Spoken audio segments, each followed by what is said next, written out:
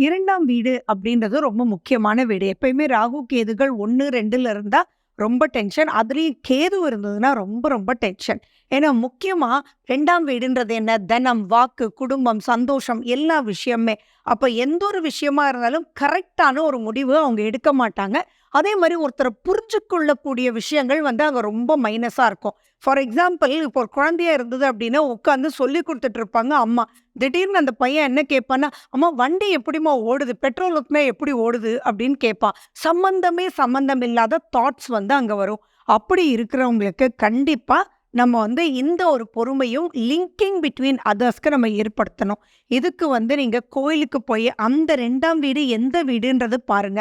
கேதுவுக்கு favourable வீடா இருந்ததுன்னா, கோயில்ல சங்கடஹர சதுர்த்திக்கு மினிமம் 7 வாரங்கள் போயிட்டு வரும்போது நல்ல ரிசல்ட்ஸ் குடுக்கும். அப்படி இல்ல சிம்ம கேதுவா இருந்தது, செவ்வாய் வீட்டு கேதுவா இருந்தது அப்படின்னா, கண்டிப்பா இந்த பரிகாரம் அதாவது ஒரு பிடி பச்சரிசியில பண்ணக்கூடிய பிரீத்திகள் கண்டிப்பா உங்க ரெகுலரா பண்ணிட்டே இருக்கட்டும். அப்பதான் உங்க லைஃப்ல நெக்ஸ்ட் ஸ்டேஜ் ஆஃப் லைஃப்க்கு அவங்க ஈஸியா முடியும்.